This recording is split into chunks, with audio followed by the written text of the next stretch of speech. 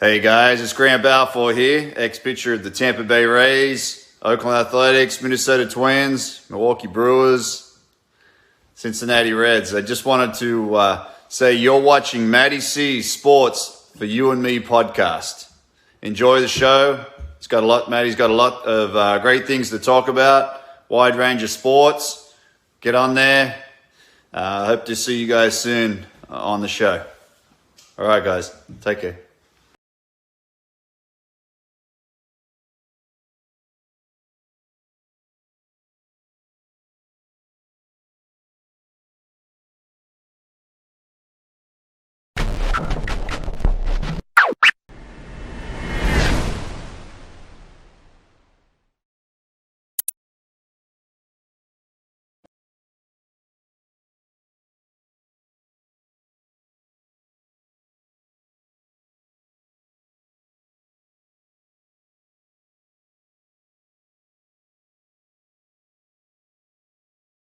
On this team, we fight for that inch. On this team, we tear ourselves and everyone else around us to pieces for that inch. Coming in at 320 kilobytes per second, it's time for MattieC Sports for you and me.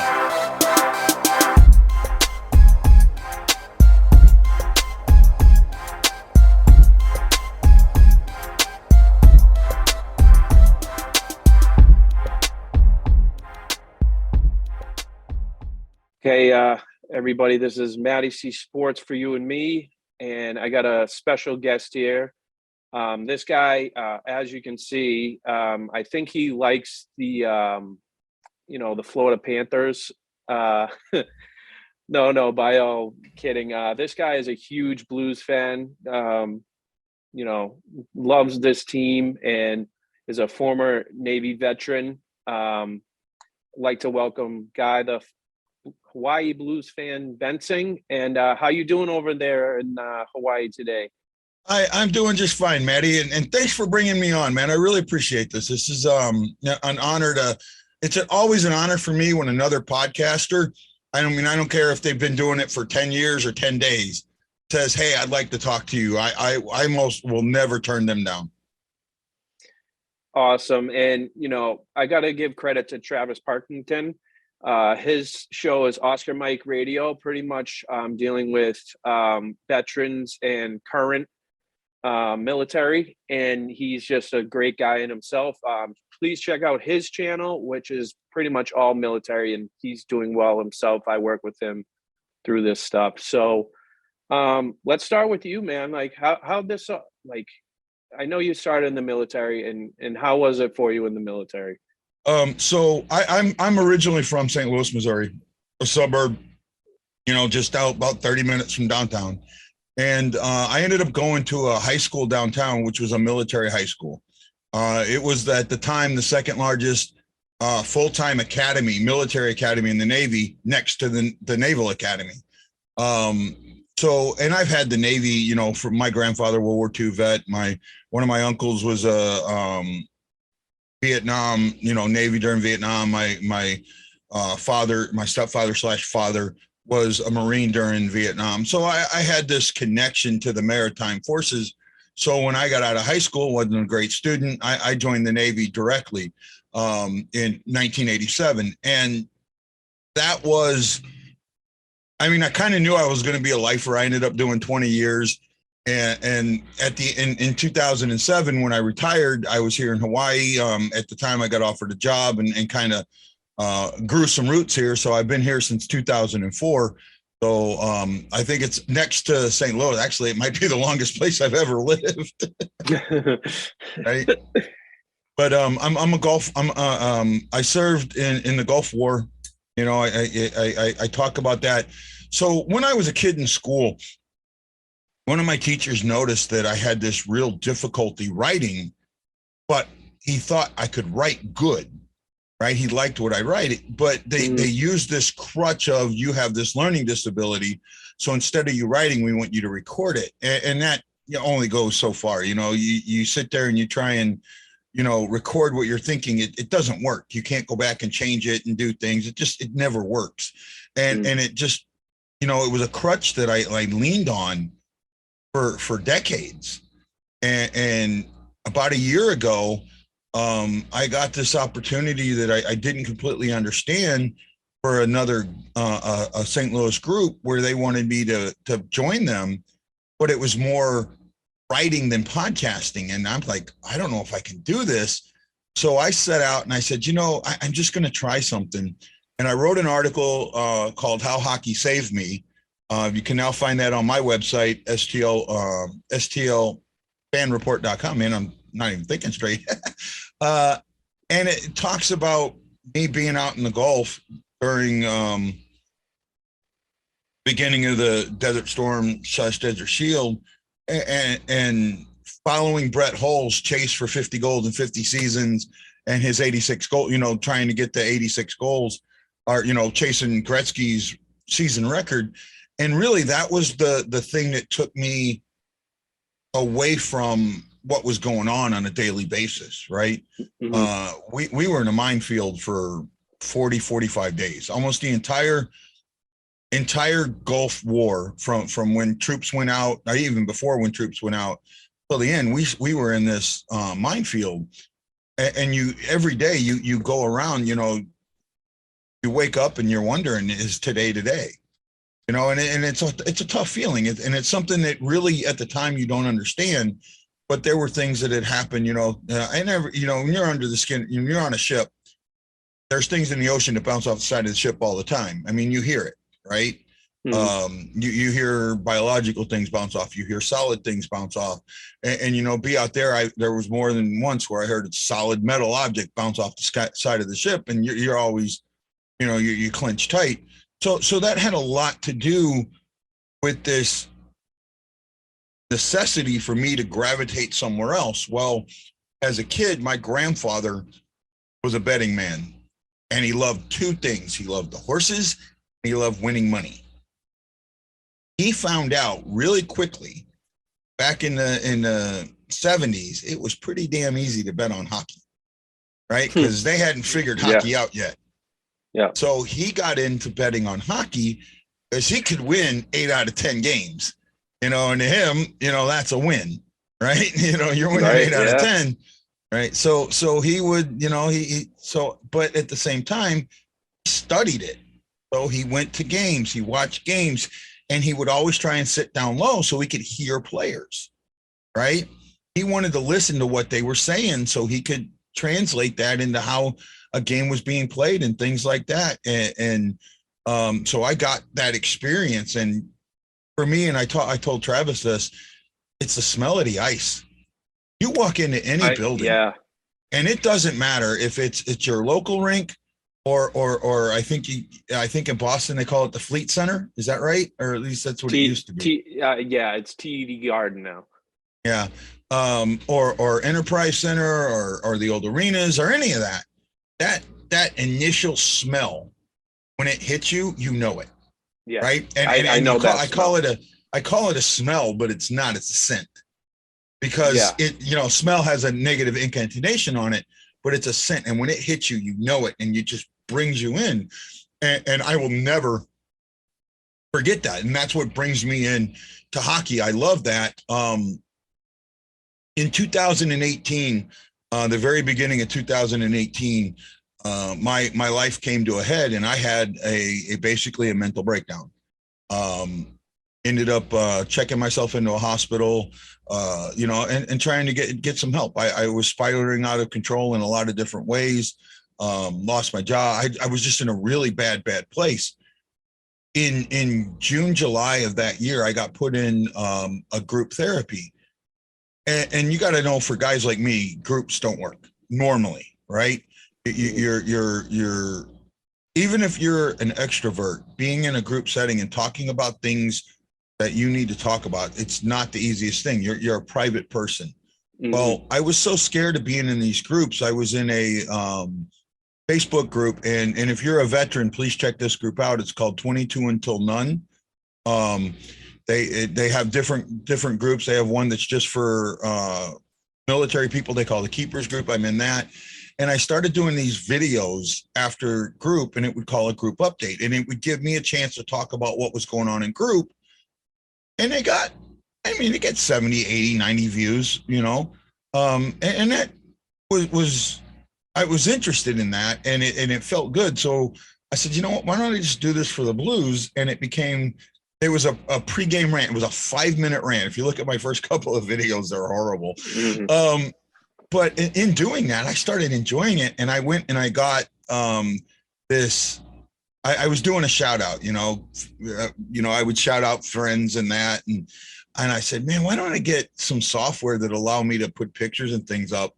And I did one. It was a 5-minute video, and it was one of my better ones that people, I got most comments on it. So I started. That's how my show morphed from. It started as pregame rant. It had like 6 different names. It was a pregame rant, and then it was a view from afar, which great name, but it doesn't say hockey, right? I know it. Yeah.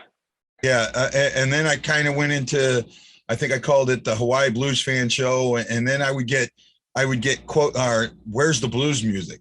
People didn't figure out, and then I just said, you know what, I kind of like the fan report, the Blue Note fan report, and that's what I ended up sticking with, and that's kind of what. So I kind of sort of have 2 shows. I have the Blue Note fan report, and then I have the hockey fan report. Blue Note fan report is on game days, and the hockey fan report's on non-game days, where I just talk about everything. It's a little confusing, but hell, sports is confusing, so why not be confusing too? Exactly. And Guy, I have to say, like, when you tell me about, when you needed yourself, you knew yourself needed help with what was going on. I actually, in October of 2018, a couple of months after my daughter was born in August, I myself had something go on, and I admitted myself for 10 days, and it was kind of mandatory to do the whole thing.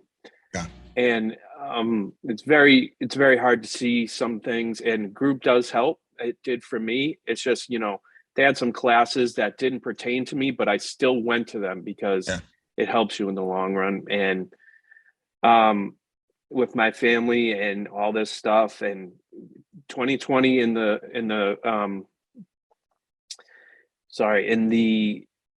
COVID stuff, coronavirus. Yeah. I started this in a little bit into April, and it's been the best gift I've ever had because it introduces me to a lot of people. I meet up with people, people know me, and it's the greatest feeling I've ever had. And, I think the time that I was in there, I saw some scary things, but in the long run, it helped me out. And, it hits me in a positive way, knowing that I'm not the only one who's been through this. And I can really appreciate what you told me, because it happened to me too. So it does help to understand that you're not alone in what you face. Addiction's addiction. It doesn't matter what it is. It doesn't. I mean, if you're addicted to chewing your nails, you're still addicted to something, Right. And it can take over your life in ways that you never understood it was. And for me, the way what I was dealing with the depression and addiction, and not being able to adjust and not being able to accept people in my life. One of the things that I did was I pushed people away. I created this abrasive personality that I still have today that will rub people the wrong way really, really quick. It's sandpaper, and it's something that you have to learn from. And doing something like this is therapy in many different ways. And it doesn't matter what you talk about. It's the fact that you're out there. See, for me, this is the thing that a lot of people don't understand. I grew up with hockey. I grew up in St. Louis. I'm a Cardinals fan. I'm a Blues fan. I followed the Rams when they were there. I actually just recently got press access St. Louis City hockey or soccer, right? The new MLS team. They've granted me press access, so I can watch the games, ask, get on the Zooms and things like that. So that's actually a step forward for me. But for me, I'm 4,000 miles away from the center of where I want to be. So I don't have that connection of, connection with that universe, that epicenter. And this has become my connection, right? This is my connection to that epicenter. And even there are guys that are within the community that's what this is, because, some people just aren't comfortable talking to other people. So for me, that's what this is, more my connection to that universe and that world than anything else. And I have people that I consider really, really good friends, or even better than that I've never met. Right. That have followed me from the show and things like that. And then, so I grew up watching hockey in the 70s. I know I'm a little older than you, but best time in hockey. Yeah, but when you say a name like Gary Unger, right? That's reverence, right? And for me to have, I've interviewed him like 5-6 times now. Met him in person and ate dinner with him actually. So to get that experience that I would have never gotten otherwise is just great. And I try and share that experience with people around. I try and talk about the guys that I've talked to and the interviews I've done. And then that's what I want to do.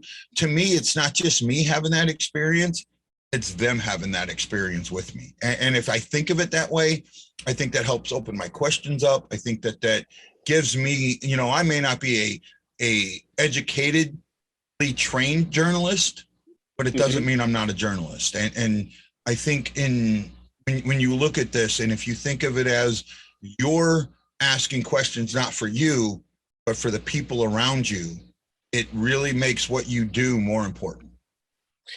Exactly. And, there's stuff that people don't understand. Like the greatest thing that was ever told to me, and this is a little bit after I was sick. So I went in for mental health with my stuff.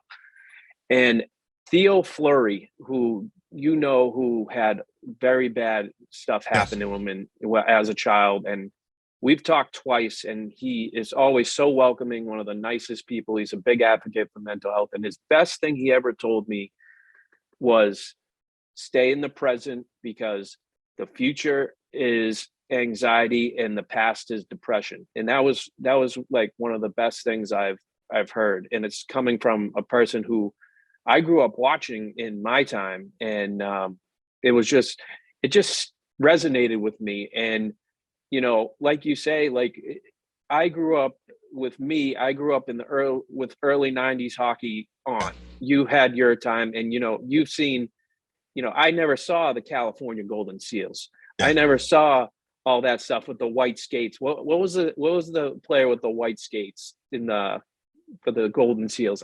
He's got I forget his name. Actually, Gary Unger, or I want to say it was red skates, and they wouldn't let him because the whole team back then, had to wear the same colored skates, and he had to paint them. They painted them black. Right? I don't remember who it was that wore the white skates, honestly, but I do need to say this. If you know Theofleury, you need to hook me up, because I would give anything to talk to him. That is one of my bucket list. I will. Bucket list interviews. That is one of my bucket list interviews. I have talked to him twice. Yeah, I would, for me, to know what he went through and to see how that man career was ruined because people didn't understand mental health and what was going on. And to think that if he was bitter and he hated the world of hockey and he hated the world of junior hockey and all of that, would be absolutely understandable. Absolutely understandable. But to turn around and go, no, I'm going to take what I've learned and help other people. And he doesn't get credited for this. No, he's the one that started the Me Too movement. He's the first one that I can ever think of that brought that up. And he talks about he's doing a book signing, and there's this gentleman in the signing clutching. I mean, he says clutching his book so tightly. And he comes up to him, and even before he lets go and he signs it, he looks him dead in the eyes and he goes, "Me too." That's the first time I've ever heard that. So he may not get credit, but he's the one that started that movement. Just with that saying, that little interview he did, to me at least, and maybe I'm wrong, but that's how I feel about it. But he's one of my bucket list guys. I'll absolutely send you the information for sure. Yeah. When you deal with trauma, and it doesn't matter what that trauma is, when you deal with trauma, we are never in our lives taught how to deal with it. No. We learn how to deal with trauma through our everyday living experiences, whether they be good or bad. And there are things in our lives that we want to keep secret, and sometimes we shouldn't, right? Like if you're a Boston Bruins fan, you absolutely have to keep that secret.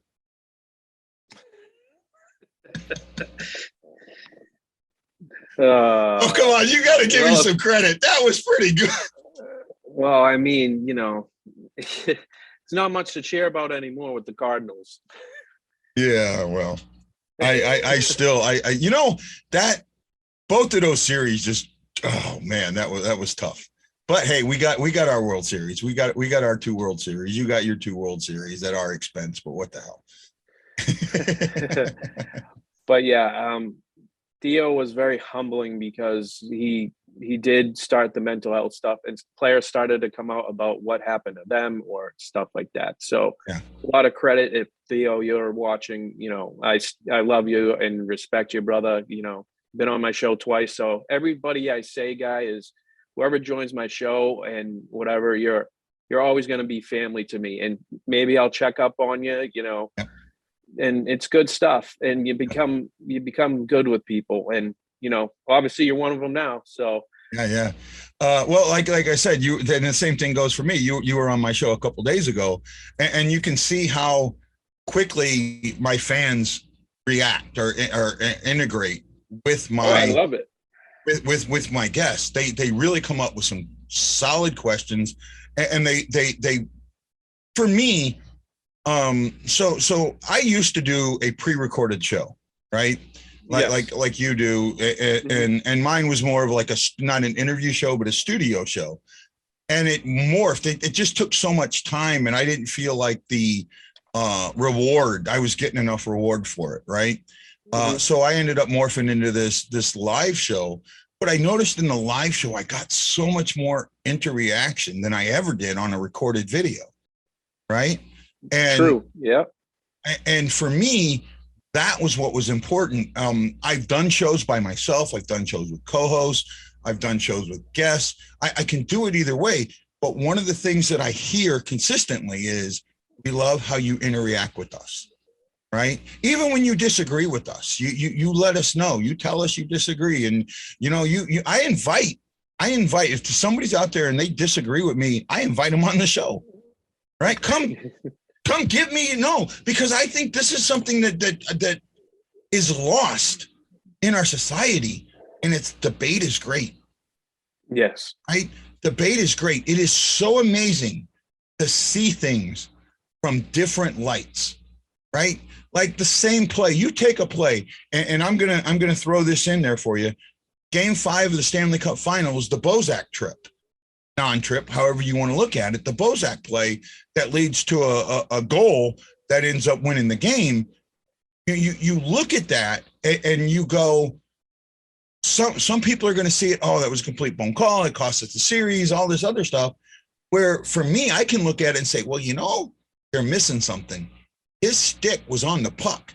He's allowed to play that puck. If you fall over his stick while his stick's on the puck, that's technically not a trip. Right? But you have to really see that. So there's different things that go on, and it's fun to hear those different things. Right? Right. For Bruins fans, you guys are absolutely in love with Brad Marchand. Not Get many. it.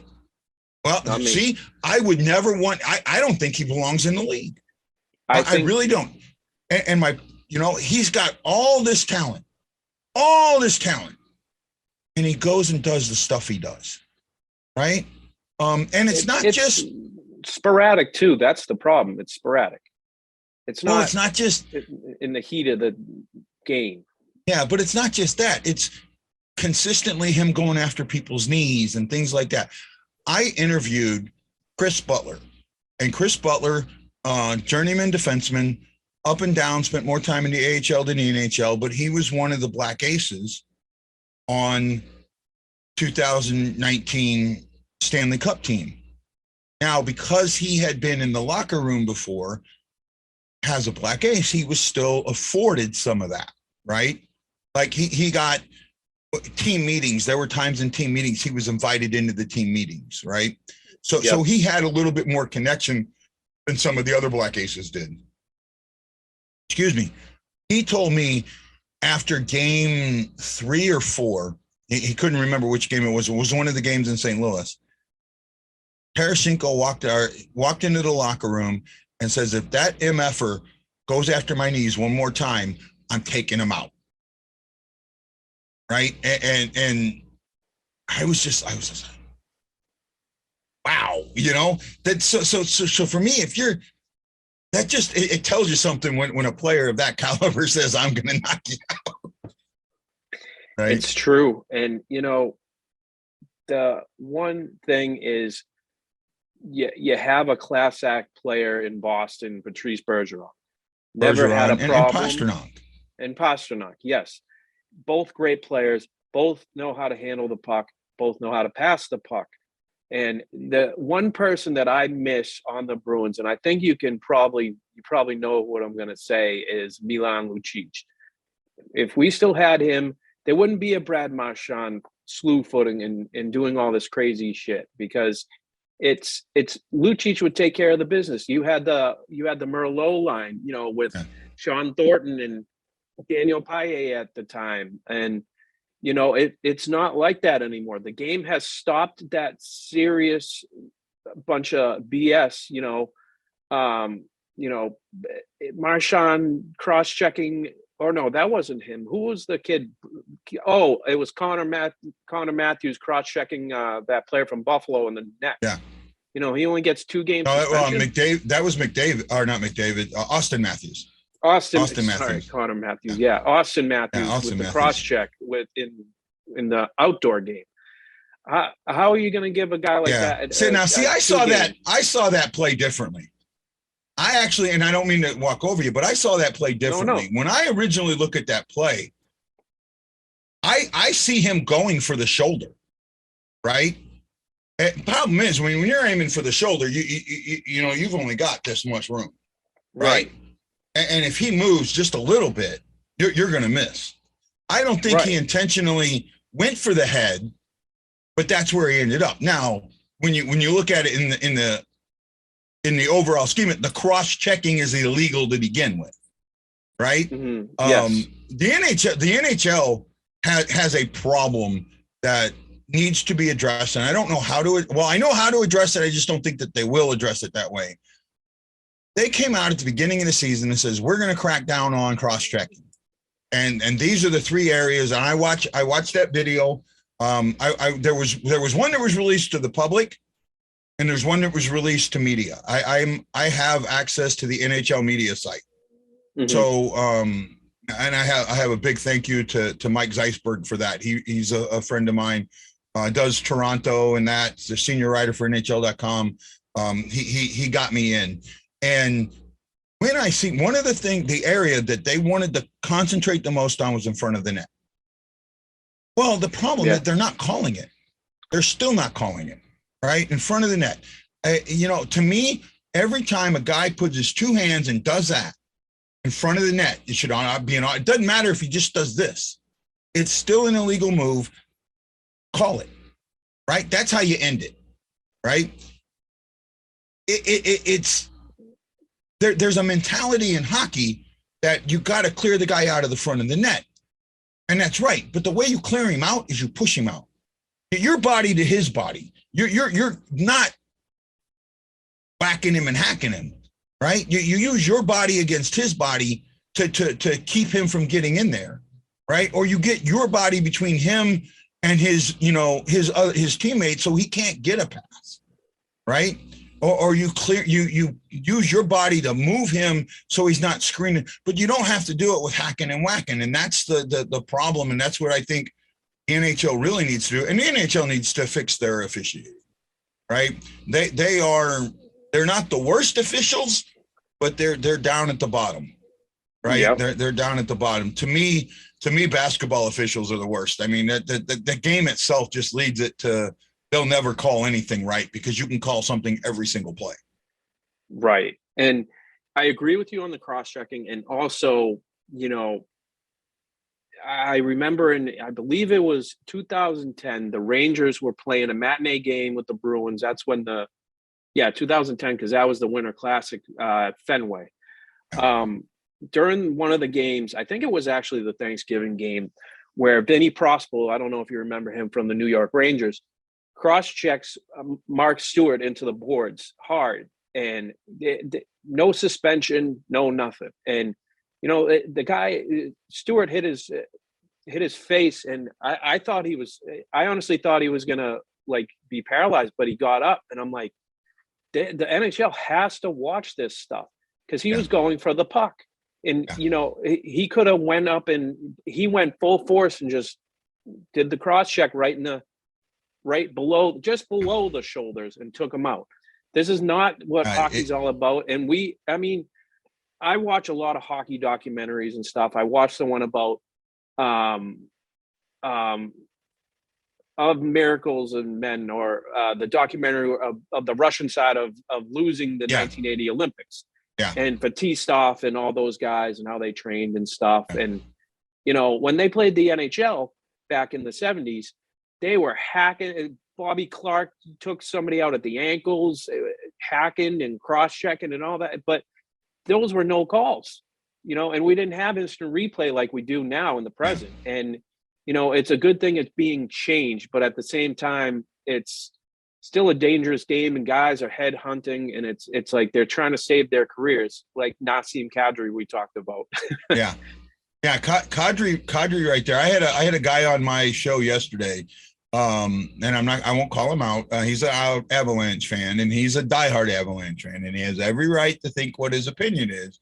But he sits there and says that Kadri's elite, and he's going to come back and all of this stuff.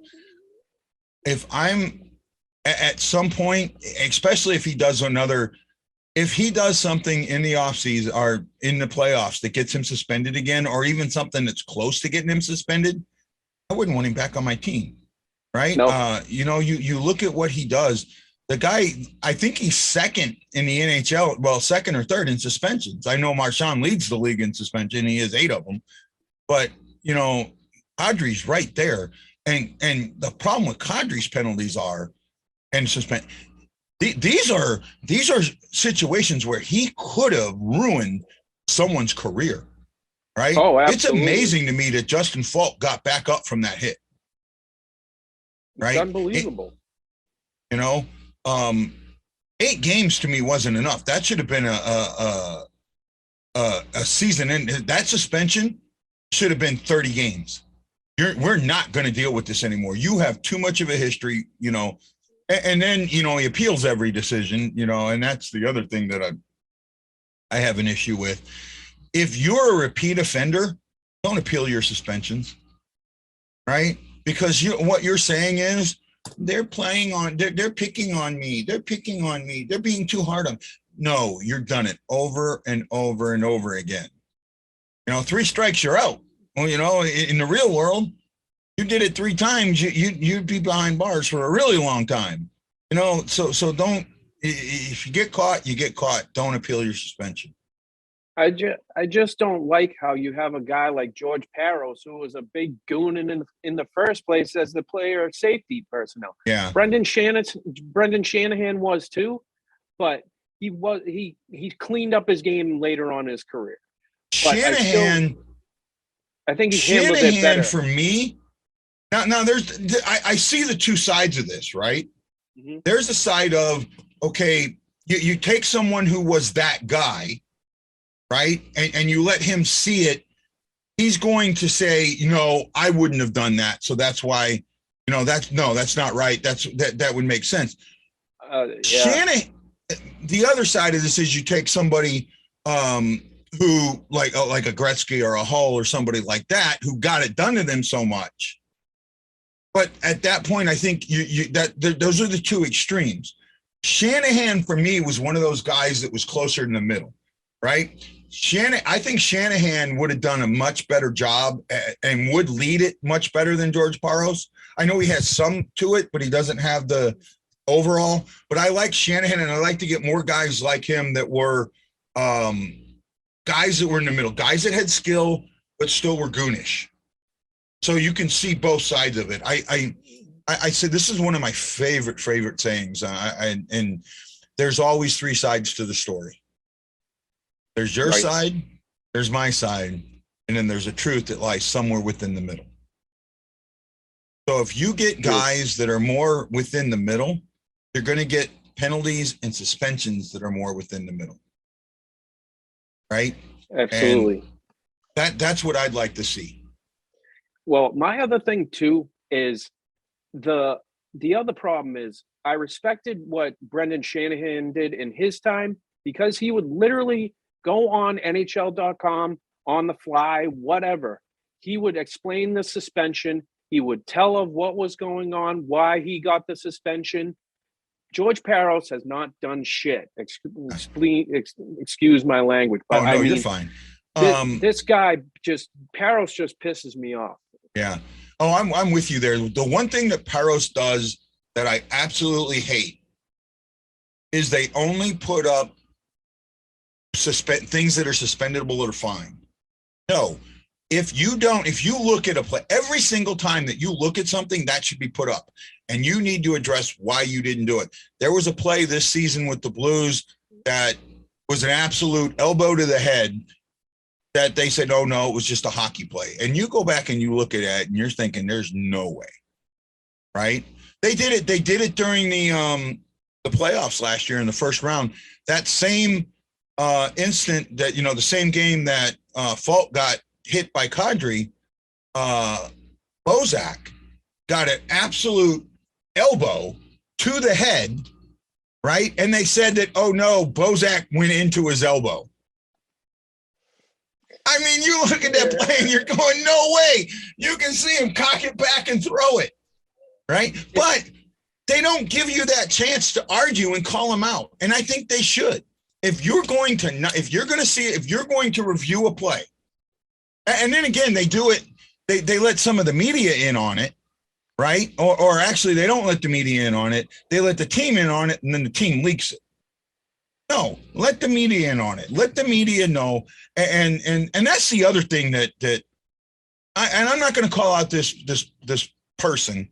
There is a writer, and I'm not going to say for what team or anything, that a fan said, hey, why don't you ask the head coach this? And he comes back and says, here's the number to the front office. Won't you apply for a job? And I almost lost it. You got the NHL teams look at podcasters and look at us as just fans, fan media. They put that fan up there as a negative thing, negative incantation, and they don't allow us any access or anything like that. So the quote unquote accredited media members, you know what? You need to understand what your job is. Your job, you're an intermediary between the fan and the team. And unfortunately, the team holds this accreditation or this credential over your head. You ask the wrong question, they're going to yank it. I don't think they should. I honestly think that there should be more. The team shouldn't be allowed to do that. But your job is to ask the questions that the fans want answered. And if the fans are seeing something time and time again, and they're asking you that, the last thing you should be telling a fan is, this, right? Go call the head office and apply for the head coaching position. I was really upset by that. And I'm not going to call the guy out. That's not who I am. Now for me, I would probably lose my credential because I'd ask those questions, right? I'll tell you what, Yep. I would in front of, and I mean this, you give me any NHL head coach right now, and I would ask them, let's roll this back. There's a lot of them, some of them that do it well, some of them that don't. Put me in front of Coach Craig Berube right now with a microphone and a chance to ask any question. And the question I'm going to ask is this. Coach, I've noticed this season that the Blues don't seem to play very well in the neutral zone. What happens a lot is there's a pass to a player in neutral zone and he takes the puck through the neutral zone, or the pass is to a guy standing at the blue line, at the offensive blue line, not moving. How do you correct that? Because in the last game, in the third period, I saw one pass within the blue lines from your team, and the team that beat you had 22. That's the question that needs to be asked. Yeah, here's the thing, and I agree with you 100%. But the thing is, so say this person such and such from the Boston Globe, and they say, okay, go ahead. They want it to be the most simplistic questions that me and you could ask. You know what I'm saying? What was the downfall in the third period? And you're literally watching the third period and you're saying, I literally could go on the credentials with everything to the media and go talk to these people, because, you know, it's like they want to dumb it down for the fans. And I'm not saying that in a bad way. I feel like they just want to give them the simple questions with the simple answers. With the question like yours is great, but they don't want to do that. And here's the issue. If I got to ask that question, I would never get to ask another question again. Exactly. Because that's the issue. It's too much. No, it's not that it's too much. It's that it's disparaging against the coach and the team. And why are we going to let you disparage our coach and our team? That's what it is. So the teams hold that credential, right? Oh, no, you do this, I'm going to take your credential away. I want my journalist, I want my beat reporter to ask that question. I want him, because I'll tell you what, I bet you, maybe they know it, maybe they don't. Maybe I opened their eyes up to something they hadn't seen before. Wow, that's something we need to look at. That's the thing. That's the thing that needs to happen a lot more than what is happening, at least in my eyes. It's people like us that have, you know, our knowledge of the game. We watch the games, especially you with the Blues. I work at night, so I watch the Bruins from afar. But, you know, when I do watch them, I critique them. I do. I don't like, and we talked about this on your show, I don't like our goaltending. That's going to be our downfall for the playoffs.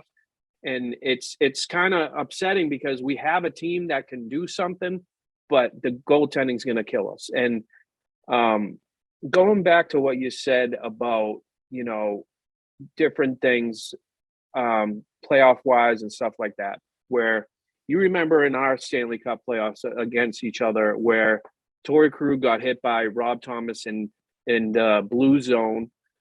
Mm-hmm. And then he comes back and the Bruins are on offense and he skates like a mother down the ice and goes right after Robert Thomas. Yep. Nails him. Bruins fans go crazy, but I mean, it could be considered a charge. That was an illegal play. That was an illegal play in a lot of different ways. Absolutely. Look, I got nothing. First of all, I brought this stuff out. So what's behind me is actually, so I green screen, you know, I'm sure you figured that out. So what's behind me is pictures that I had taken later. So I wanted to bring this stuff out for you to show you guys. So I have my Stanley Cup Finals puck. I have the one that features both the Bruins and the Blues. Hopefully you can see that okay. I can. Excellent. And then I have my replica Stanley Cup. That's a beauty. That has all the games on it. I know you can't really read it or see it, but it has all the games and the scores listed on it. I live in Hawaii, been a Blues fan all my life. doing a podcast when they got into the Stanley Cup finals. I'm thinking, and now at this point, I'd been out of work for 18 months. I had just started working a new job. Mm-hmm. I'm thinking there's no way I can go. I got a phone call from a friend that says, hey, I think we can get tickets. And they're expensive, but they're not bad. The money's worth it.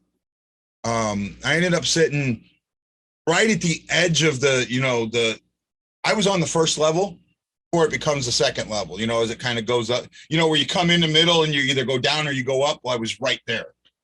So I was right there. Are you talking about Boston or St. Louis? St. Louis. Oh, okay. Right. Okay. But in most arenas, you kind of, when you come in that first level, you either you go down or you go up. We go right up on that first level. So I was right at that break point. Really, really good seats, right behind the goal, to the right of the goal a little bit. I ended up paying $1,000 for the ticket, but it was $1,000 to get in the building and be at all the way in the last row. So for me to go from the last row to the mid row for the same price was worth it. And then I flew into St. Louis for 28 hours. I mean, I left on a Friday. I flew back on a Sunday. I watched the game on Saturday. Jesus. And it was game 3. It was a game that the Bruins just couldn't do anything wrong. And I get it.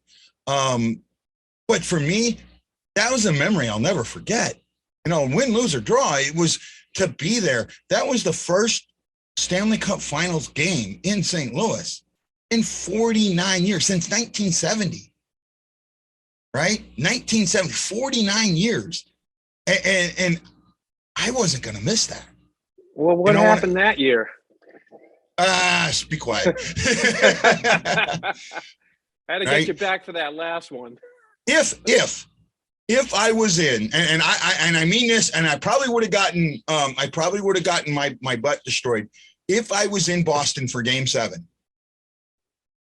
and they won. I guarantee you, I had taken one of my flags, and I have like 4 or 5 different Blues flags, and I'd have draped that over that statue. Right? Oh, over our legend. Oh, but here's the thing. Do you know that 2 of the people involved in that play were in that building? They were in that building. They were in that building. In that building on that night, there were 2 people that were involved in that play. So Bobby Orr was there, but so was Bobby Plager. Unreal. Bobby Plager was on the ice when that happened. Right. And he was at Game 7. Now, Bobby Plager is synonymous, unfortunately, rest his soul. Actually, it was just a year ago that he passed. Yeah. Right. That he had his his heart attack car accident. Yeah. You right. told So me that. It was just a year ago. And I actually have, now this is one of my prized possessions right behind me here. You can see this. This is the jersey that Mike Hoffman wore a year ago Saturday. Oh, nice. And it's signed by Hoffman, but I also got a whole bunch of Blues alumni to sign it also. Right? I have Gary Unger on here. I have Bruce Affleck on here. I have Larry Patey on here. I have Mike Zook on here. I have Cam Jansen on here. And a few others. I mean, this is something. This is my signature jersey. This is a jersey that I will consistently get signed by guys. I got Rick Zombo on here. So, that is one of my prized possessions. I love it. Prized possessions there. But that was just an icon. It was an iconic series. I mean, a lot of people, like you talked to me a little bit about that series, and you didn't think it was a great series, and I kind of disagreed with that. I think it was a great series in the fact that first of all, the 2 teams are iconic teams within the league, right? Yes. You have absolutely. Boston, it's an original 6. You have St. Louis, part of that second 6. And what a lot of people don't know is St. Louis was never supposed to get an expansion team. Right? They did not even bid for the expansion team. It was a dry market at the time. It wasn't. Here's what happened, and a lot of people don't know that. And I've talked about it a couple of times. Because of the Chicago Blackhawks, the St. Louis Blues exist. They created their biggest rival. Yeah, great game they had last night. Yeah. During expansion, the Wirtz family owned the St. Louis Arena, and it was in absolute disrepair, right? They wanted to get rid of it, so they basically told the NHL, give St. Louis a team and make them buy the arena. And the NHL said, well, St. Louis didn't bid, and Bill Wirtz said, either you give them St. Louis and make them buy the arena, or I'm leaving the league. I mean, he had that power. So St. Louis gets a team, and then Sid Solomon's son sees what's going on, convinces his dad to buy the team, fix up the arena, and so on and so forth. And then you have, the Blues being in the Stanley Cup Finals the first 3 years.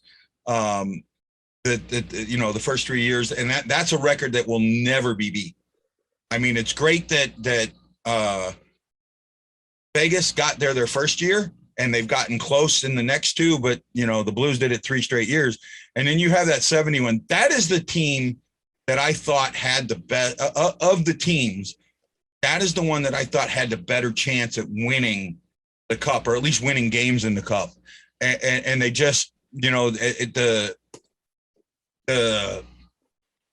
East, are the original 6 was just so much farther above the middle, the new 6, that they just didn't have a chance. But and I also thought that once they won it, some player needed to go diving across the ice, so we had that picture. It was a good moment, and me and you talked on your show, so I want you to talk about Layla and what your connection is with her during she had a segment in the Stanley Cup and all those things, and how special she was. It's almost like, it was so heartwarming that you just felt like, St. Louis, if they can do it for her, like I'm okay with it. And I know you have a close connection with her yourself. Yeah, I do. If give me just a second, I want to see if I can. Something's happening now. Hey, I want to bring something up here real quick, if you don't mind. But so during the 18-19 season, there was an article on NHL.com or the Blues, and it brought up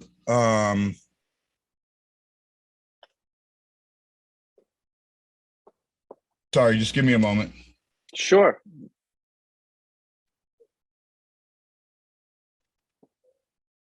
I'm trying here, my friend. No problem. I was looking at stats while you were talking too. Yeah, no. So I'm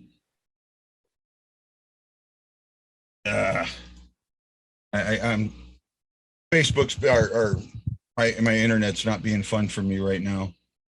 Might be my Zoom too. No, it's mine. My internet. I live in a condo, so my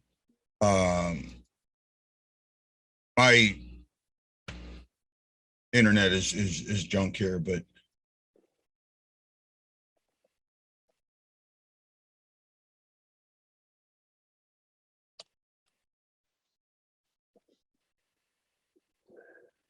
okay, I almost got it. So there was an article that day about Layla and them doing the be a match, right? They were going to do the be a match at be a match at the arena. And I had a couple of friends that went to the game and told me about it. I knew about it, but I didn't have a connection. Well, they went and they told me, and they knew the show, and they'd gotten some names and came back to me. And I actually, let me see here. Oh, I don't know if I can do it. Can you do me a favor and give me access to share screen? Sure. Hold on 1 second. Yeah, same way that you give me the access to record it. I'm not seeing, normally it's like up here in the.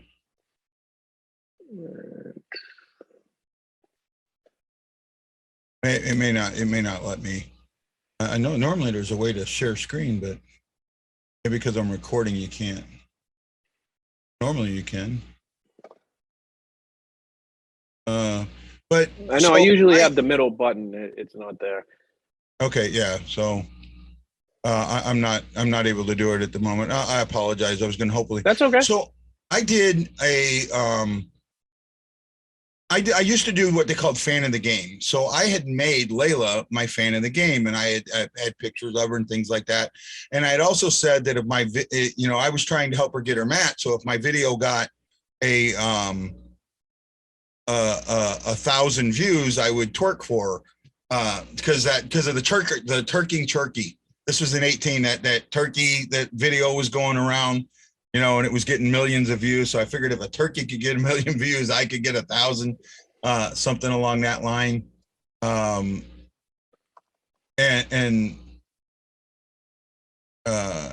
we go. Maybe now I found what. Here we go. It's still not letting me do it. I don't know. Okay, well, neither here nor there anymore. So I had done this video with her, and I've met her a couple of times, so I have a connection with her, and she's a great lady, great young lady. Her dad is a great guy. I did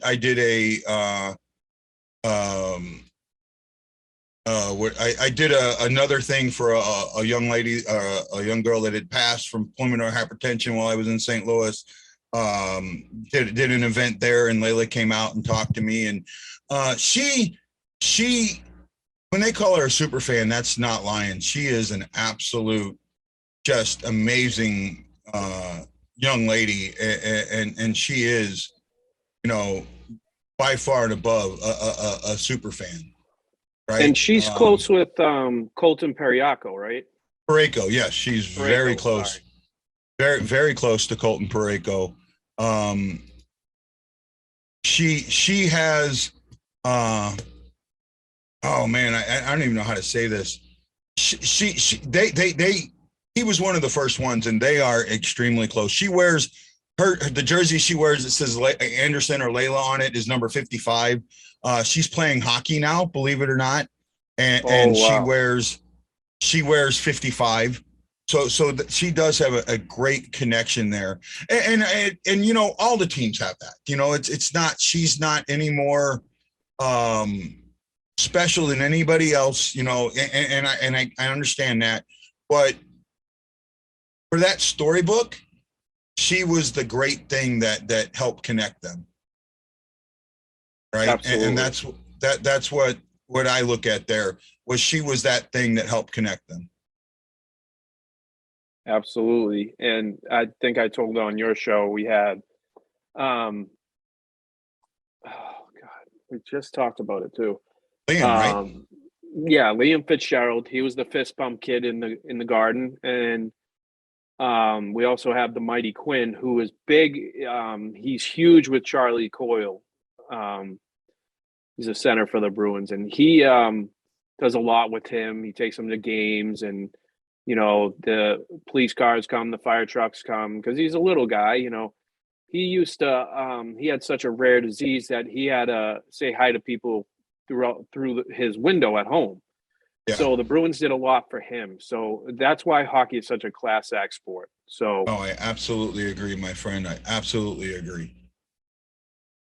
So I'm glad we both have good hockey teams and stuff like that. So I think we should go to what's going on in the league now with our teams. I mean, you're third in the division. We're second, if I'm not mistaken. We may have slipped, actually. We might still be third. I had it pulled up earlier.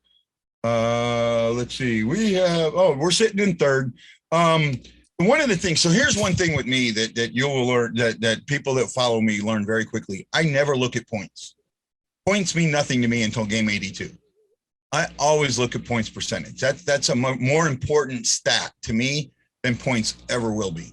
In fact, that's what I love about the AHL, is they put their standings in points percentage, not points, right?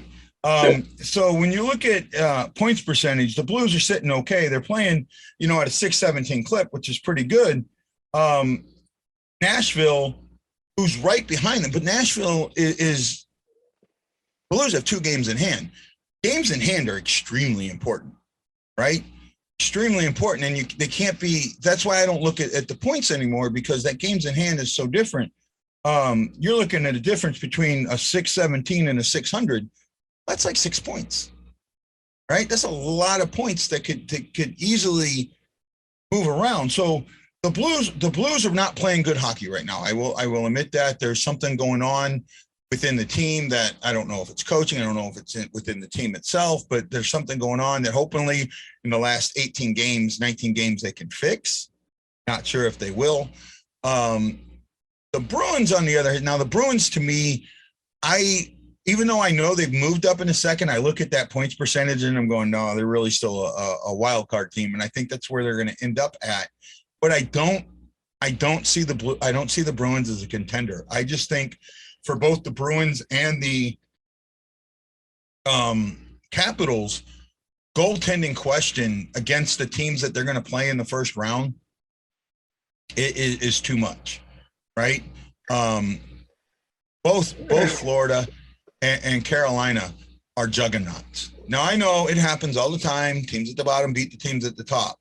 But this might be a little bit different. This might be one of them cases where the East is so far separated from the bottom that you're not going to be a Tampa Bay in 19 and take a team like Columbus lightly. Oh, they just snuck into the playoffs. We're going to beat them, with our hands tied behind our back. And that's not going to happen. I don't think you're going to see that from Florida. I definitely don't think you're going to see it from Florida. And I know you probably will not see it from Carolina, because these are two teams that have been building up to this point, right? And Florida's been just there the last couple of years. Carolina's been very close the last couple of years. To me, those two teams in the East are just beasts, and they are, they are in my top 5, top 4 contenders, right? Tampa Bay's up there. Tampa Bay, the three-peat for me is enough to think that Tampa Bay has a chance. Is a strong contender. I write for a couple different entities. One of the entities I write for is Full Press Hockey, and I put on Full Press. I did an article about a month ago, maybe half a month ago, something like that. I ranked my top 10 Stanley Cup contenders, and I had I want to say, if I can get this right, I had Tampa Bay and Carolina 2 and 3, and at the time I had St. Louis 4 and Arizona 1. St. Louis has fallen down into that 7 spot now, and I've moved in, and I think Calgary's moved up to that number 4 spot. But I really, for me, I think Carolina or Florida, one of those two, is probably in the number 1 spot over the Avalanche. I just see Florida's just like you said, we've had out of, like, they're not marketed the right way. It's just like, oh wow, so Florida's in first right now. If you're not a hockey fan, you don't know the Florida Panthers are in first place right now. Yeah. You don't even fill an arena and you're in first place. Yeah. Now it happens. Carolina does that goofy. Do they do that anymore, Guy, where they do that goofy stuff at the end of the game? They throw beach balls around. I actually doing that. I like the Storm. I think it's neat. I really do. I think it. I'll tell you what. If you want to know, so I've been asked so many times, why are you a hockey fan? Right? And being what I've seen and what I know, I have a military mentality. I grew up with military being shoved down my throat, and I say that it's not a negative, it's a positive. Okay, that's what I grew up with from the time I was probably 7 or 8 years old. Right? I knew when I was at that age, I could tell you all the parts of a ship. That's how my grandfather had done. So I knew all the parts of a ship and things like that. So I had this military background instilled in me. When I look at a hockey team, when I look at hockey, they much more use the military mentality than any other sport, right? You're on offense, you're on defense, you're playing both sides. The camaraderie, the importance of protecting each other is there. There's no one individual that's greater than the team. no matter who that individual is. Wayne Gretzky was never greater than the Oilers. He was never greater than the Kings. You know, the Kings didn't get where they were until he had the right pieces with him. The Oilers didn't get where they were till they had the right pieces with them.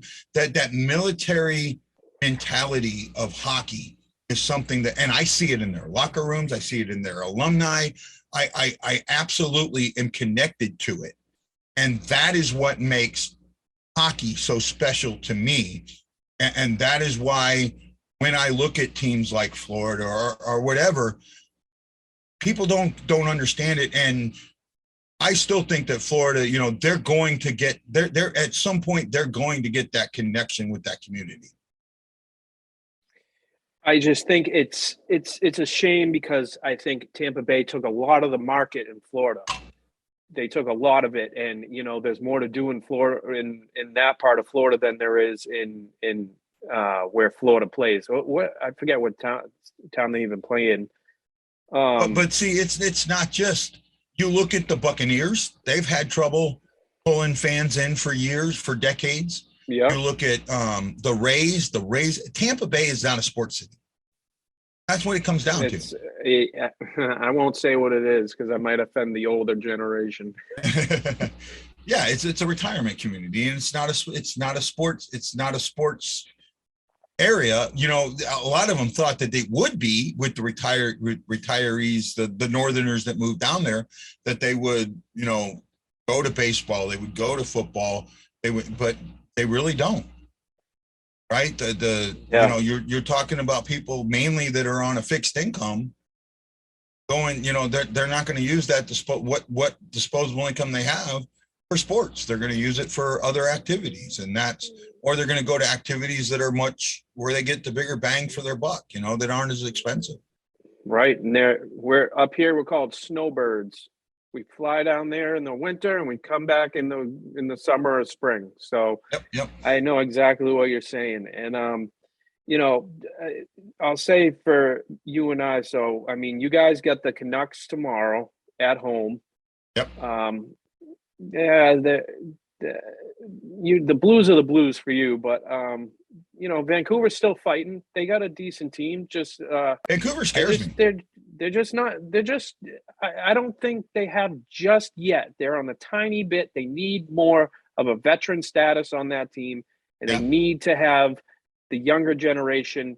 There's always going to be a Bozer and stuff like that, but they need somebody more than that. They need a veteran. Just like, you know, we're playing the Leafs. You know, everybody thinks that the Leafs should be this dominating team and should be out of this world, but they're just not doing it. And I mean, who the hell thought the Montreal Canadiens were going to be eliminated right now?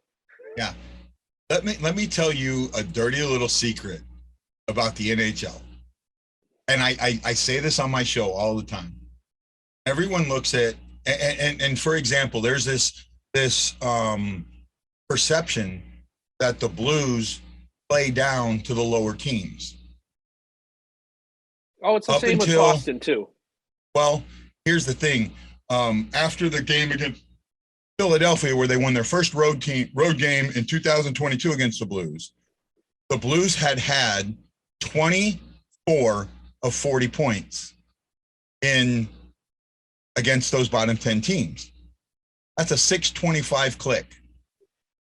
Well, guess what? The Blues at the time were playing at a 630 click.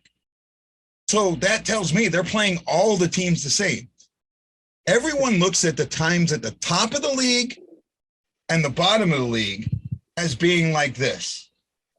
The problem is this is under an electron microscope. In all actuality, they're this. You take one player or two players off a team at the top of the league and put them on and switch them out with a team on the bottom of the league, and those teams are even. That's how close it is, right? It's not what everybody thinks. And that's the thing, that's the beauty of the NHL. They are like this. They're, you know, a lot of sports, you can say that. I mean, baseball, you might say they're a little bit more like this. Way right? too many stats. Right. But, well, I mean, the difference between the teams and in the NFL, You might say they're like this, and then in the NBA they're like this, but in the NHL the difference is this, right? The difference is this. This is why you have a team that went from the Stanley Cup Finals last season to being out of the playoffs this season, the first team out of the playoffs this season, because they were so close. And that's why the team that was the last team to get into the playoffs made it to the finals. That's why a team, and I'm going to clarify this, a team that was in last place in points, but not in last place, because I get yelled at about this all the time, because points percentage, they were actually in 19, had the NHL used the playoff system that they used for COVID, the Blues being the last team in points would have jumped a whole bunch of teams and made the playoffs. They would have been the 12th team in the West. Right? Never saw that figure. Yeah. So no, I've looked it up. I've checked it out more than once. I even wrote an article about it and got destroyed. The Hawaiian Blues fan, I would think, knows every Blues stat in the world. Yeah, I don't know every Blues stat, but I know there's things that I fixate on, and this fixate on points percentage because to me it tells so much more. Right? It's like plus minus. Plus minus is a deceiving stat. When you look at a plus minus of a forward and it's minus 20, you're thinking, oh my God, this guy's terrible. Well, maybe not so, right? I mean, it does say that he's not defensively that well, but he could be a third or a fourth line player where his job isn't to score goals. So he's going to get more goals scored against him. When you look at a defenseman that's minus 20, you might think that he's being a bad defenseman. No, you got to look at the situations that he's being played on. If he's playing with the top line and the top line, is consistently not scoring goals or whatever, his plus minus is going to drop. So some stats are deceiving in that way, right? For me, I just love the beauty of the NHL and the fact that they are so close, and it's not complete parity, but it's very, very close. And you're going to see a wonderful playoff. Oh, yeah, absolutely. And that's what I like. But I'm sorry, guy, but like 90s or below, like playoffs was just, that was really cup crazy. You know what I mean? Like, oh my God, the series that were in that time, like, the Avalanche playing the Red Wings, the brawl at the Joe. That wasn't a playoff series, but that led to these playoff battles. And it was just a great time in hockey seeing that stuff. Last season you saw playoffs like I remember playoffs. So I remember the old Norris division, the Smythe division, all of that, where it was there were 5 teams, there were 20 teams in the league. And 16 made is that right? 4, 8. Yeah, I think it was 16. I think but you had 4. Yeah, there was 20 teams in the league. Trying to do math. And 16 of them made the playoffs, but you played all the playoffs within your division, right? That's where you got the great battles, the great rivalries. That's where the rivalry between the Blues and the Red Wings and the Blues in Chicago was all built. Was in that type of playoffs. I think the Boston back then we had the Whalers. The Whalers, I think they were they with the Rangers back then or let's see. Well, that's where Pittsburgh and the Rangers were their great rivalry came out of, Yes. And Pittsburgh and Philadelphia where that rivalry came out of. Those some of these great rivalries in our sport came out of these amazing playoffs that were concentrated within divisions. You look at baseball. The baseball is just now trying to get to that, but you look at the rivalry between Boston and New York, and really they didn't play in the playoffs against each other until 2008, right? Or 2000, just 2000 and no earlier than that, 2003, 2002, 2003, right? Something like that. And then you go back, the Cardinals and Cubs, they have an amazing rivalry, and they've only played in the playoffs once. once have they played in the playoffs together. You know, yeah. so for the NHL, that rivalry that you have was definitely set in the playoff system. I didn't like the 90 playoffs as much as the way that the seeding was set up. I do like the way they're doing it now somewhat, but I would like to see. I actually would like to see it be 1, 2, and then 4 wild cards. Right, right, and one of the reasons for that is. Right now, because you're seeing this happen a lot. Well, they wanted to have it to be 4 and 4, right? 4 from one division, 4 from the other division. You're getting too many 5s and 3s, right? You're getting too many, the Central's going to get 5 teams in, where the Pacific is going to get 3 in, right? You're getting too many of that. So I understand what they were trying to get at, but it's just going away from that a little bit. I just, again, we were talking about this. I think I have so much more respect that, the NHL is expanding their television base, TNT, TBS, ESPN, like we were talking about the other night. It's unfriggin' real. I love it. I love seeing that I can watch a game at 10 o'clock at night. Oh, the Bruins are on the West Coast. Okay, I can watch the Bruins play the Kings, or I could see the Blues play Florida at late at night. And there's so much access to it. I don't need to buy NHL center rights like we were talking about the other night. Like, it's a big piece for me. Yeah. No, the good thing is too now you have replays. You can go back and watch games, especially for someone that writes about sports, to go back and watch games and find things that you thought you saw, to make sure that that's what you want to write about and what you saw. So it's a big thing for me too. Well, I think this is a great. I think we're a good team here. Yeah. We're not Boston, and that's a good thing. Like you said, communicating with people, Guy, is I talk with guys from Montreal and we talk about the rivalry together. We talked about the playoffs together. It's just a great thing. This is what hockey's about. It's not about, F you, F your team, this and that, this. It's about respecting each other and talking about the hockey community. Like me and you were joking earlier, what was it? Golden Knights were down 3-0 yesterday, and they win 4-3. Yeah. Chicago, what are you doing? Yeah. No, it's the comebacks are great. The way that the league is set up is good. I like some of the things that are going on. I like the fact they have labor peace. I like the fact that they also review the CBA every year. That is something that none of the other leagues do. So every year they look at the CBA and they say, okay, well, hey, we'd like to make some tweaks or changes to it.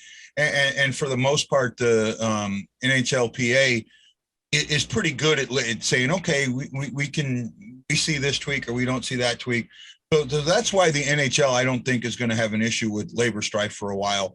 And I also say this, I am not a Gary Bettman hater, and I know that's going to get me booed all over the world. To me, Gary Bettman has done a decent job. He's had a tough job, but there's things he can do better, but he has helped grow the game. He's put us in an area where, if everybody hates you, you're probably doing something right. And that's why I'm on board with what's going on in the NHL right now. I agree. And it should be a good, interesting rest of the season. And I wish your Blues nothing but good luck. And my Bruins, hopefully we can stay afloat. And please, let's not have a rematch. Then we'll have to, actually, that could be good publicity for us both if we're both in the Stanley Cup again. Yeah. No, I mean, here's the other thing. Do you know that St. Louis and Boston are the only franchises, the only two cities that have played in the finals against each other in the 4 major sports? Well, that's a shocker right there. Yeah, no, it happened in 99. In 99, when the St. Louis Rams played the New England Patriots, At that point, we had played in all 4 major sports in the finals. Right? Unbelievable. You had the Cardinals and the Red Sox had played in the 60s, right? Yep. In I want to say in the 50s, the St. Louis Hawks played Boston in the NBA finals, right? Then you had in the 70s, the Blues and the Bruins had played. And then when 99 came about and you had the Rams and the New England play, that is the first time that 2 cities had played in the finals in all 4 major sports finals together. That's amazing. Right. And I'm hoping within the next couple of years, we'll make it 5 if our team, because I think you have an MLS team, right? New England Revolution. New England Revolution. Well, next season we start with the St. Louis City team. So, maybe 5-6 years or so, we could make it 5 of 5. We just can't win the fucking finals. It's like every time we're either losing the semis or we lose in the finals. Mainly the finals, though. Yeah. But you know what? Sports is great, and there's a connection between the 2 cities. And that's the other thing that I think's really neat about the 2 cities is you're much more of an Irish community, where we're much more of an Italian community. Yet the 2 cities don't have that rivalry or that I don't want to say rivalry, but that comeuppance of those 2 communities, right? You don't have the hatred of, there's some animosity between Irish and Italian communities where our 2 cities don't have that animosity, or it's a good animosity, right? I think we're just chirpy when we play each other. Like, they'll go on their phone and be like, "Oh, Albert Pujols had this average in this part of the," it's nothing major with the cities. Where Montreal, we're gonna fight you, or Philadelphia. The Philly fans aren't bad when they come to Boston. It's when Boston fans come to Philly, there's a problem. I had a negative experience with a Boston fan at Game 3. Right? Oh, okay. And say again? No, I want to hear this one. Well, I mean, so it was. I think it was some very second... disrespectful ones. Say again? There's very disrespectful ones for sure. Yeah. So it was at the end of game. I was in one of the period breaks. I needed to go out. I was going to go out and meet like someone that I had known. Right. It was okay. During the game or something like that. I was walking on the far. I mean, I was right up against the wall. Right, walking on the side. And a Bruins fan came in, and I was looking down at my phone, but because I was looking down at my phone, that's why I was against the wall. This guy comes up and just runs right over me. Oh. Right? Yeah, just elbows me. And I mean, he wants to fight me automatically. And I was like, dude. And then somebody else stepped in front and said, just let him go. He's drunk. Let him go. And I did. But that was, to me, like, why would you want to do that? I don't understand. I'll tell you what, and I know we've been talking for a while, and I don't want to, completely destroy your ear. No, you're not at all. Yeah, I do not understand why people will go to games and get drunk. I do not understand that at all. When I went to the Stanley Cup Finals, Game 3, oh my God, there was no way I was going to get myself inebriated to where I didn't remember it or think about it or any of that. I had a beer. That was it, because I was going to enjoy every moment of that experience. They opened the doors at 5:30. At 5:30, I walked in the doors. I was in the doors at 5:30. I could have stayed out and done the party and talked to all those people. No, I paid for this ticket. I paid a shit ton for this ticket. I'm going to go in there, and I'm going to stay there till they kick me out.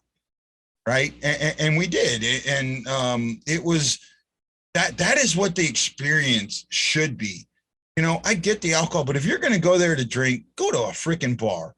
A, it's a lot freaking cheaper. Mm-hmm. And B, you're probably not going to have fans around that disagree with you. Just go to a bar.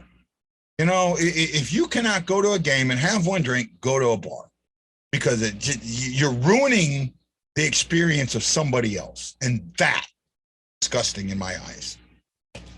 It's true. Some, especially Bruins fans, they get way too inebriated and they just drink and drink and drink and drink. I was one when I was in college, but not to that effect.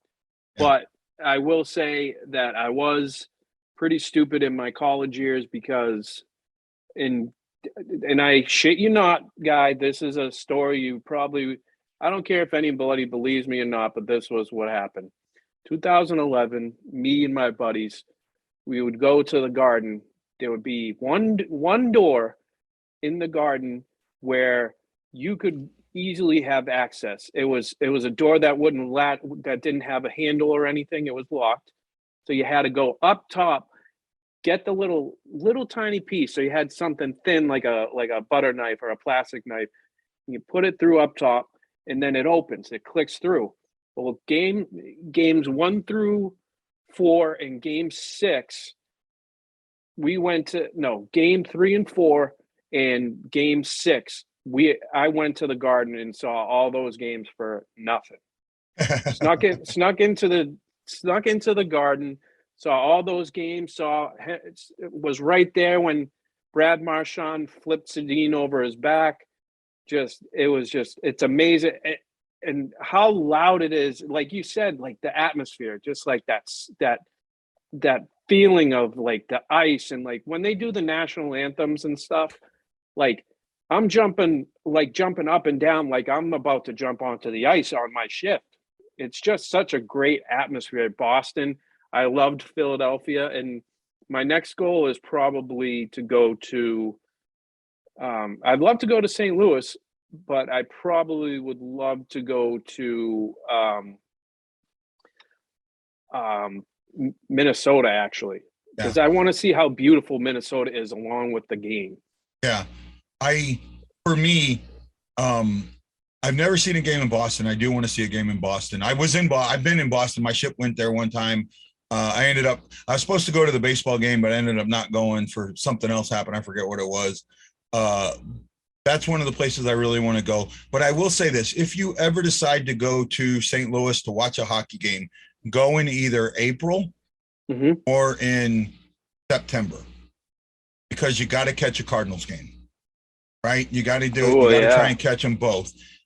Look, I know how important baseball is to a lot of people in Boston. I know how important. There is something, and I've been to baseball games all over. I re-enlisted before a Cardinals-Cubs game on the upper deck of Wrigley Field. I love my wife got mad at me because she was being kind of stupid, and I was like, I'm in Chicago. I don't know when I'll come, but I'm seeing fucking Wrigley Field, whether you like it or not. And I saw it, and it was like majestic to me, because this is like the other Fenway. This is the National League Fenway, full of history. Like, I can't imagine how you felt when you walking into Wrigley Field. Right. The Busch Stadium 3 has that feel, has that old time feel in a modern ballpark. And when you get out there, St. Louis fans, and this is one thing that I love, a lot of fans will tell you that their fan base is knowledgeable about the game. I'll tell you what, Blues fans for the most part are not very knowledgeable. They're surface fans. They only look at the surface of the game. I never look at the surface of the game. I always look for the undercurrent, because there's so much more going on, especially in hockey.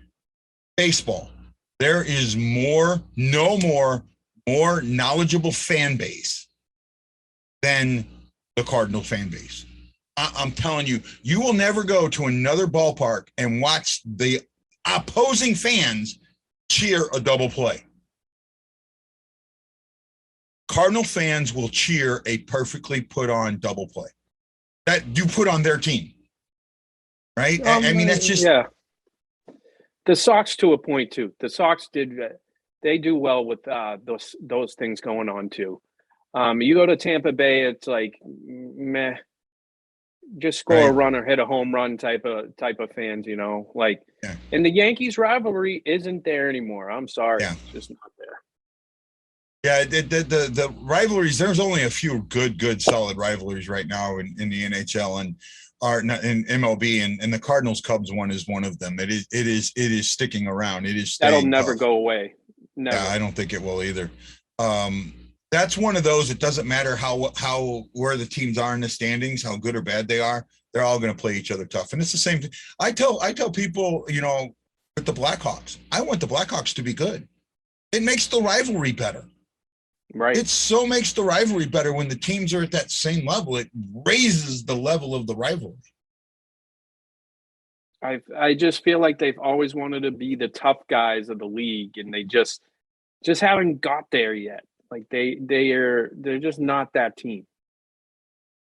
And I get you, man. I get you. Still a good rivalry, but yeah, Guy, this has been such an awesome interview. I could probably talk to you about hockey for the rest of the night, probably, but my kid's it's fine. And sorry I've talked so long, man. I love talking hockey, man. We could talk all the time about this, and I'm happy you got on my show, and I always thank you for your service for what you have done for my country. And we'll have to do something with Travis. We'll set up a show with all three of us, or when you come to Boston, you're always welcome to, hang out with you guys. So, you know what? And anytime, I don't mind. See, that's the thing. I struggled getting started with this, right? A lot of other podcasters wouldn't talk to me, wouldn't deal with me. You don't have enough followers, blah, blah, blah, blah, blah. I mean, I really struggled when I first got into this until something happened and I started getting some interviews with Jim Thomas and Ackerman and other media people in St. Louis, and then I expanded that to alumni. Getting Grant. I've interviewed Grant Fuhr. I've interviewed Gary Younger, Mike Zook, Rick Zombo, Jamie Rivers, and so on and so forth. These guys that I've had this chance to interview, then all of a sudden, like, hey, can you come on my show? Can you come on my show? And I will not say no, but I always think in my head, where were you when I really needed you? Where were you when I was starting out? But at the same time, I'm going to sit there and go, there's no way I'm not going to ask people. If people ask, I'm going to come on. And that's the thing, and that's an honor for me. You being on my show, you don't have to be Wayne Gretzky. Like, I love talking to a true fan like me. I mean, I've talked to, Darren McCarty, freaking Theofleury, like I said, Chris Knuckles Nyland. The list goes on. I just love the sports game, no matter what it is. And hockey will always be my passion, my favorite sport. And I'll always support the Bruins. My dad was a Canadiens fan, so that's kind of rough that way. But yeah, actually, one of my favorite interviews was Yvonne Barrett. And maybe you know who he is, maybe you don't. But if I tell you what he's famous for, you'll know who he is. You might not know his name. Yvonne Barrett played the goalie in Slapshot. Oh my God! I always get. He was an absolute blast.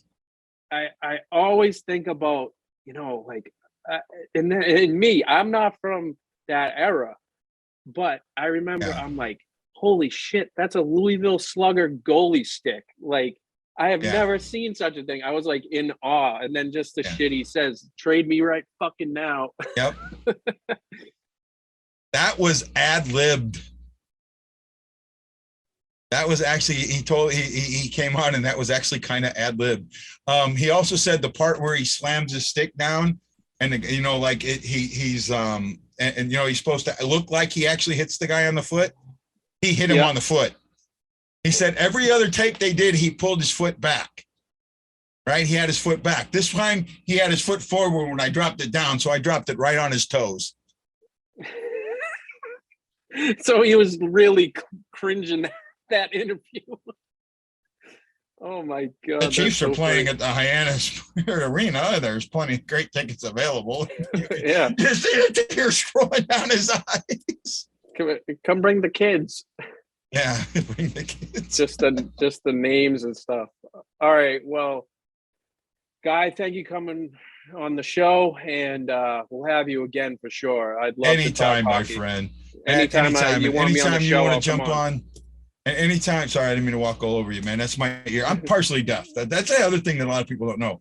I lost a lot of my hearing in the Navy, so I'm partially deaf. So I mean, I'm doing this. I'm writing over a disability, and I'm doing broadcasting over a disability. And I don't think it's a disability. I think it's just an obstacle that I have to overcome. Well, I loved interviewing with you, brother, and I appreciate it. Oh, anytime, my friend, anytime. And we'll talk right after this. And again, thank you. Thanks for watching MattieC's Sports for You and Me. Make sure to follow Matty Cameron on Twitter at MattCameron23, or follow him on Instagram at MattieC23, or subscribe to his YouTube channel, MattieC's Sports for You and Me. Once again, thanks for watching.